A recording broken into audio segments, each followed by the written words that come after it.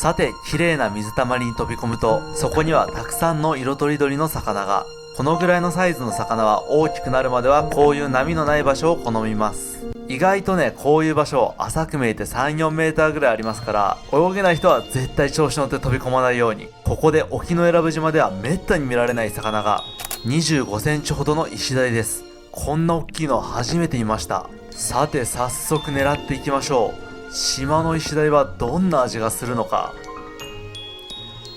しかし魚は浅い場所ほど警戒心が高いのです。これカメラでは映ってないんですけども、この穴の奥深くにね逃げていってしまいました。とここで一旦浮上することにしました。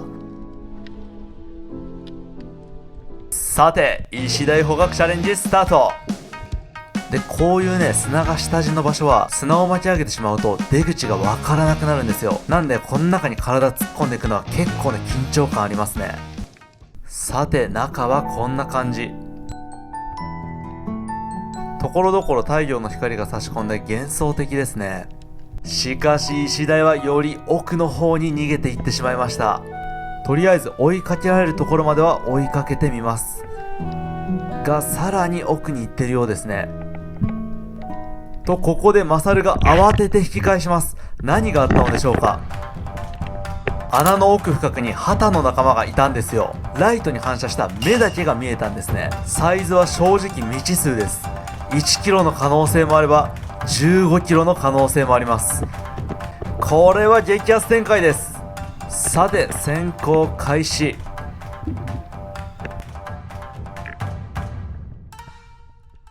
目印の水中銃を拾ってさらに奥に入っていきます。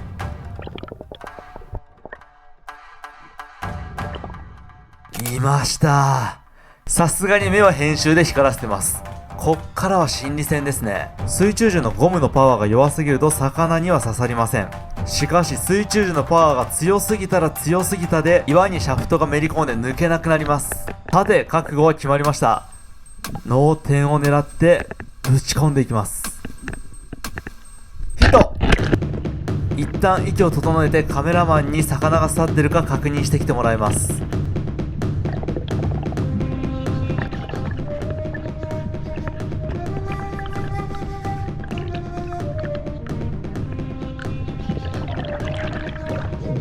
カメラマン視点ですね。結構奥にいるな。いました。いい感じに刺さっております。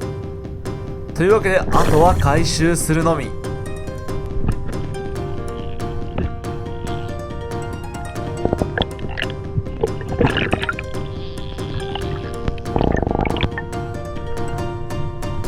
いました。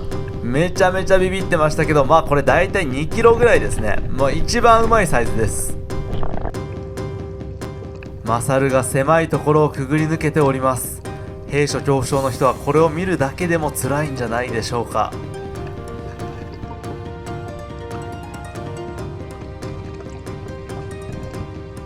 というわけでなんとか無事に瞳旗を回収することができました。息継ぎするまでが魚つきですね。いやー瞳旗かっこいいな。これ取れたての魚ってビューティフォーなんで、これもう魚屋では見れない醍醐味かもしれないね。いやーよかったよかった。いやーいいサイズや。バーベキューやなこの後ついにバーベキュー。こんなところに魚いるんや。ということで海岸で今日はバーベキューをしていこうと思います。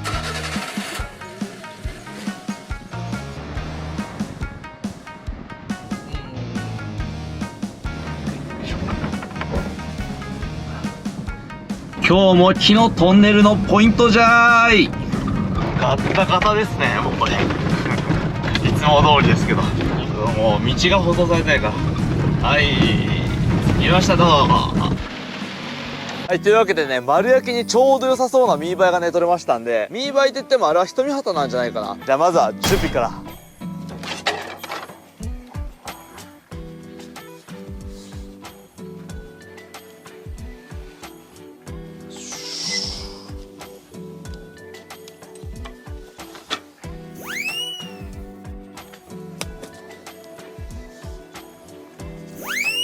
よいしょ。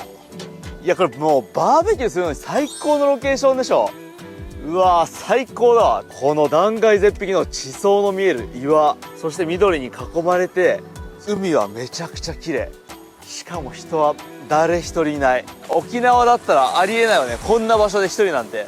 そしてこんな場所で一人でバーベキューできるなんて贅沢すぎるな、これは。はい、というわけで一通り準備したんですけども、今回ね、木炭が3キロしかありませんので、このバーベキューコンロをちょっとね、下をね、かさ増ししないと火が入らなさそうなので、そこら辺にある岩を拾っていきましょう。でも少しね、探せばね、可愛いものもね、すぐ見つかるんですよ。これ、宝貝って言って、昔はお金として使われてたものですよ。宝貝とか探すとね、結構たくさん落ちてます。さて、岩はね、石灰岩とかじゃない方がいいですね。石灰岩はなんか熱入れるとね、別の物質に変わってすぐに崩れたりするんですよね。ただね、ここの島はほぼ石灰岩でできてるんで、石灰岩以外のものが結構レアなんですよ。さて、いい感じの岩をいくつか持っていきましょう。お、これいいじゃん。最高。じゃあここにですね、置いていきます。いやー、でもまだサバイバルできるほど体力がね、まだ回復してないんでね、10月とかかな、もしやるとしても。その時はもうなんか海外でやりたいね。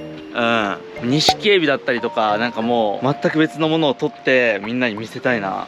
めぼしい石はあるか。いいね、結構こう、石灰岩以外の石がある。これもいいね。ちなみにサバイバルの時とかゴミが多くてやらせなんじゃねみたいなことを言われたりするんですけど、ここの浜ってすごい入りやすくて、ビーチクリーンの人が掃除めちゃめちゃしてるんですよ。毎朝6時散歩ついでにゴミ袋1杯分とかね、拾って帰る人がね、結構いらっしゃるんですよ。その人たちがいるにもかかわらず、結構ね、ここでもゴミ多いんですよ。こんな感じでかなりね、ゴミがね、流れ着いております。はい。これが現状ですね。めちゃくちゃゴミはね、流れ着いてるんですよ。すごくない？こんなにゴミあるんだよ。電池もあんじゃん。電池なかった。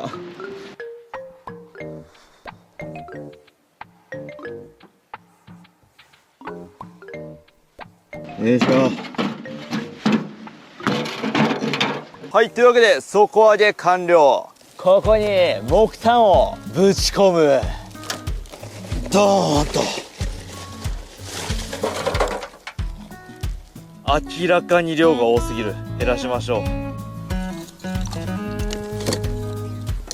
でもこれでだいぶ炭節約できるな。あとは火をぶちかましていきましょう。よし、着火していくぜ。着火。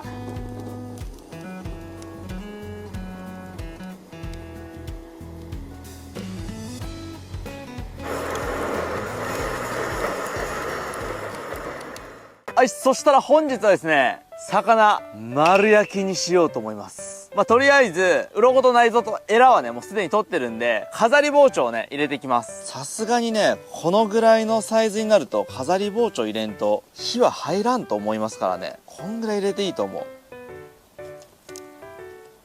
今日包丁めっちゃ切れるな。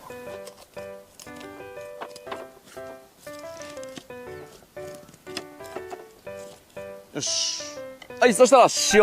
結構でかいんで、それなりにしっかり振っても大丈夫でしょう。で、ここのヒレとかね、焦げやすいんで、ヒレにはこうやって塩をね、ドバドバ塗っておきますと、焼き上がった時にヒレがなくなりづらいです。よっしゃー、これであとは焼くだけや。それでは魚を乗っけていきます。うわ、うまそうでござる。で、これひっくり返せなくなりそうなんで、串をね、刺しておきます。あ、やばい。これむずっ。はい、というわけで裏側が若干焼けてきましたので、ひっくり返していきましょ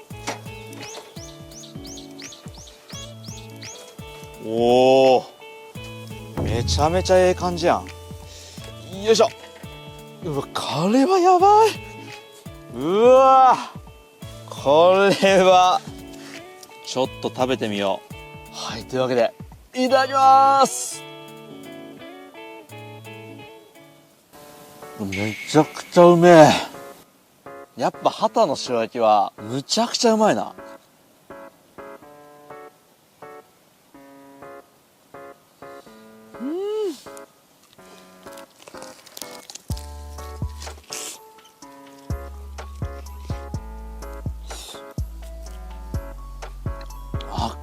バチクソうまいこれ。油乗ってるわ。めっちゃ油乗ってる。うわ、うんまっ。やっぱこのぐらいのサイズのハタがやっぱ俺一番美味しい気がするな。3から5キロ。なんか10キロとか行くと水っぽいやつとか結構いるんだよね。最高だわ。はい、というわけでごちそうさまでした。まあ僕は半身ぐらいね、食べきったんでね。あとは家に持ち帰ってね、母さんにでもね、プレゼントしようかなと思います。いやー、でもこれやっぱ、ハタ、うまいな。しかも、水深1メーターか2メーターぐらいのところにいてさ、穴の中入って、またグーって行ったところに、俺これ、もしかしてこんな穴の深い場所で撃ってしまったら、ワンチャン死ぬかもしれないって、結構覚悟決めて撃ったんですよ。っていうのも光ってる目しか見えてなくて、これ撃つ瞬間に、ちょっと待てよと。このハタって結構でかくなるんですよ。マダラハタとかだと40キロとかなることあるんですね。で、まあ5キロぐらいまでだと、そんなにね、取るのに苦戦することはないんですけど、10キロ超えるとね、もうあの穴の中で暴れられたら結構やばいんですよ。砂がバンバンに舞って、出口もわかんなくなるし、水中銃のラインがあるでしょ。水中銃のラインこうやってぐるぐる巻かれたら、もうナイフでそれを全部切って、ようやく脱出して、はーって上がるまでやんないといけないから、結構ね、賭けな打ち方をしたんですけども、ちょうどいいサイズでよかった。あんな浅い場所にさ、こんないい魚がいるって、マジで夢があるよね。うん。これだから魚好きはやめらんねえな。腹減ったな。そういえば、やばい漁師にもらったやつ、美味しいのかな。なんだこの噛み応えは。硬さが常時を逸している。噛めば噛むほど溢れ出す旨味という名の爆弾が口の中で爆発して止まらねえ。しかもこれで太らないだって。ダイエット中の私でも食べれるの最高すぎる。美味しい。